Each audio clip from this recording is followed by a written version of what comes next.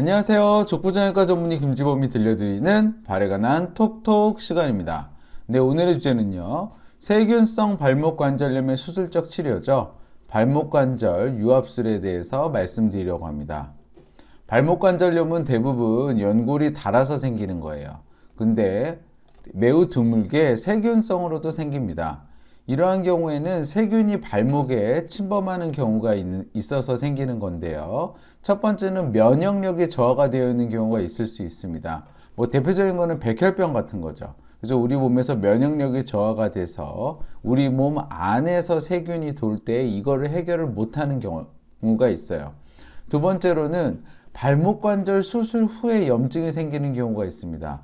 수술 후에 생기는 염증은 어쩔 수가 없는 거예요. 100명 중에서 두세 명은 생기게 되는데 발목 관절을 여러 가지 이유로 수술할 수 있잖아요. 그 후에 염증이 생기는 경우가 있을 수 있고, 마지막으로는 이게 가장 흔한 경우입니다. 바늘에 찔리는 경우.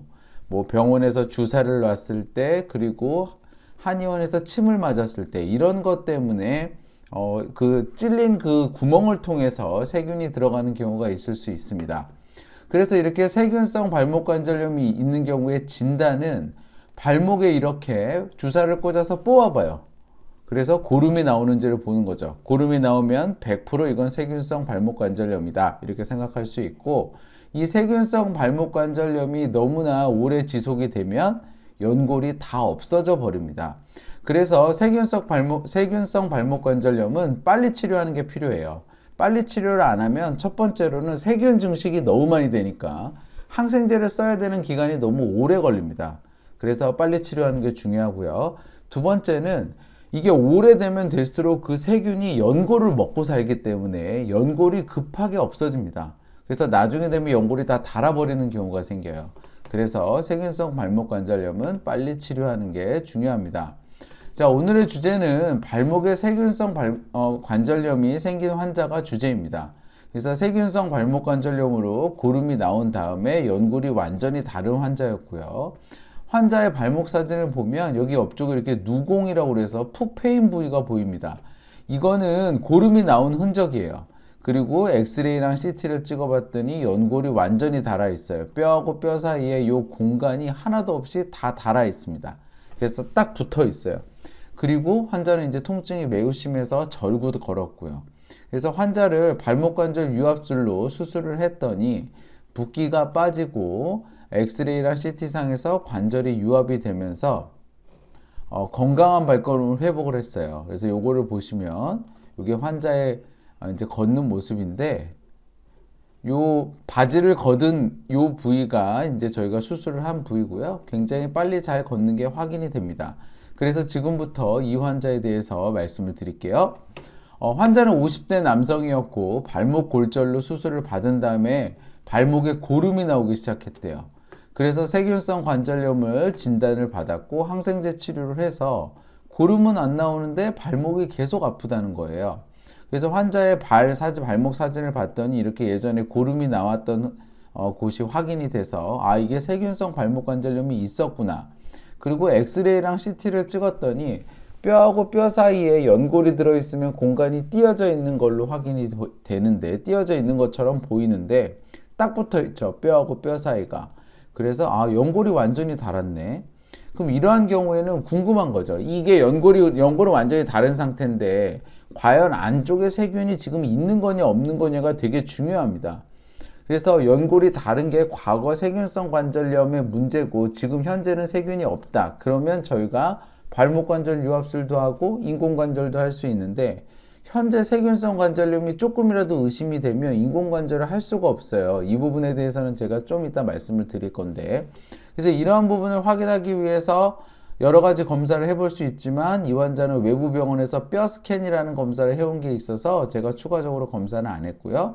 뼈 스캔을 했더니 발목 관절이 이렇게 검게 나타났어요. 그러면 세균성 관절염이 잔존할 수 있겠다라고 생각을 했죠. 그래서 환자가 뼈 스캔의 검사상 검은 소견이 있어서 세균성 관절염이 남아있을 수 있겠다라고 생각을 했고요. CT 엑스레이상 연골이 완전히 닳아 있었고, 이 걷는 모습을 보시면 아까 제가 수술하고 나서 걷는 모습 잠깐 보여드렸는데 지금은 완전히 이렇게 그 수술하기 전에는 이렇게 완전히 절었어요. 제대로 걷질 못합니다. 그러니까 연골이 완전히 다른 상태에서 걷질 못하니 수술적인 치료가 필요한데, 환자는 세균성 관절염이 남아있는 게 뼈 스캔상에서 의심이 됐잖아요. 그래서 환자한테 발목 관절 유압술을 하자라고 이야기를 했어요. 근데 환자가 저한테 얘기를 하는 거예요. 아니, 연골이 완전히 닳아있는 상태인데 인공관절 해도 되지 않아요? 라고 물어봤습니다. 근데 이 환자한테 제가 인공관절은 못합니다 라고 이야기를 했어요. 이유는 세균성 관절염이 조금이라도 의심이 되는 상황에서 인공관절을 넣었다가 세균성 관절염이 다시 터져 나오면 인공관절을 다 빼고 다시 또 수술해야 돼요. 그럼 수술이 진짜 어려워집니다. 근데 이렇게 인공관절을 넣었는데 세균성 관절염이 다시 터져 나오는 경우가 왜 빈번하냐면, 인공관절이라는 수술이 세균성 관절염에 굉장히 취약해요. 인공관절은 저희가 금속으로 넣는 거잖아요. 관절을 새로 만들어서. 그럼 그 금속에는 피가 안 통하잖아요. 근데 세균성 관절염이 조금이라도 남아있어서 그 인공관절에 붙어버리면 저희가 아무리 항생제를 써도 항생제는 우리 몸 안에 있는 조직에 피를 통해서 전달이 되는 거기 때문에 인공관절에는 피가 가지 않으니까 이 부위가 세균성 관절염이 너무 약해요. 그래서 위험해서 쓸 수가 없습니다. 대신에 발목 관절염은 세균성 관절염이 너무 막 터져 나올 때에도 저희가 치료 목적으로 써요. 이유는 일단은 이 움직이는 곳에는 항상 살이 부을 가능성이 있고 세균성 관절염이 더 흥할 가능성이 있습니다.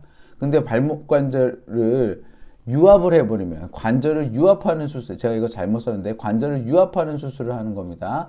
관절 유압 수술을 하면 발목 관절이 오히려 고정이 되니까 세균성 관절염을 오히려 치료하는 역할을 하는 거고요. 그 다음에 이 세균성 관절염이 뭘 먹고 자라나요? 연골을 먹고 자라잖아요. 근데 연골 부위를 완전히 없애버리고 다 뼈로 굳혀버리는 거니까 세균성 관절염이 오히려, 세균이 먹고 자랄 게 없으니까 빨리 죽죠. 그래서 세균성 관절염을 오히려 치료하는 역할을 합니다.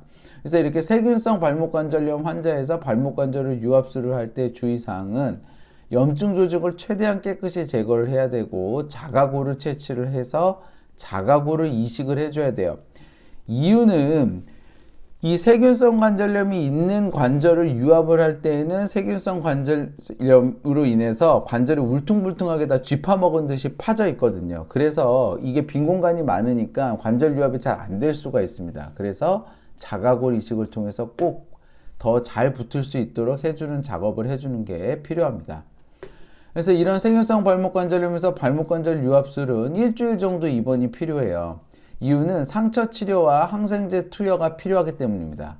그리고 환자는 척추마취예요. 왜냐하면 골반에서 자가골을 띄어야 되기 때문이죠. 수술하는 시간은 2시간 정도 걸리고, 수술 후 첫 6주는 기부스랑 목발하고 그 다음 6주는 재활과 운동해서 총 3개월이 기본적으로 필요를 하고요. 3에서 6개월 사이에 일상생활에 복귀합니다. 환자 1년째 모습 보면 붓기가 완전히 빠져있는 발목 모습에 엑스레이랑 CT상에서 발목 관절이 완전히 뼈로 유압이 된 게 확인이 되고요. 환자 수술 전에 걷는 모습 보세요. 이렇게 걸어요. 쩔뚝쩔뚝 걷는데 수술 후에 벌써 속도가 다릅니다. 걷는 속도가. 보폭도 다르고 속도도 달라요. 우리가 발목 관절의 통증이 줄어들면 제일 먼저 달라지는 게 보폭하고 속도입니다. 차고 나가는 게 되기 때문에 그래요. 그리고 환자는 현재 1년째 둘레길 걷고 가벼운 운동은 다 한다고 해주셨습니다. 자, 정리해 보겠습니다. 세균성 발목 관절염은 이 세균 자체가 증식하는 게 빠르고 연골을 갉아먹기 때문에 빨리 치료하는 게 필요합니다. 그래서 세균성 발목 관절염을 치료를 잘 해도 만약에 연골이 다 닳아 있다면 발목 관절 유압술을 하는 게 더 유리합니다. 왜냐하면 고정이 되고 연골을 제거하기 때문에 세균성 발목 관절염의 컨트롤에 더 유리하기 때문입니다. 이 세균성 발목 관절염에서 발목 관절 유압술을 할 때에는 깨끗이 세균 부위를 긁어내고 자가골 이식하는 것이 필요하고요. 이러한 수술은 기본적으로 일주일 정도 입원이 필요하고 척추 마취하고 저희가 재워드리고 한 달 반 목발하고 한 달 반 재활합니다. 발목에서 고름이 나오고 통증이 생기면 굉장히 삶의 질이 떨어집니다. 그렇지만 이렇게 저희가 발목 관절 유압술이라든지 다른 치료를 통해서 세균성 발목 관절염은 반드시 치료가 가능합니다. 그래서 적극적으로 치료받으셔서 건강한 발걸음 회복하시길 소망합니다. 건강한 발걸음 행복한 100세 인생 발에 가는 톡톡이 함께합니다. 네, 저는 서울대학교 의과대학을 졸업을 했고요. 다수의 TV 프로그램에서 저의 생각과 저의 지식을 말씀드리고자 노력한 바 있습니다. 이 동영상은 저의 지식과 저의 경험을 환자분들에게 공유하고자 제가 직접 제작했고요. 네이버 족부김지원 블로그에 오시면 더 많은 정보와 질문이 가능합니다. 경청해 주셔서 감사합니다.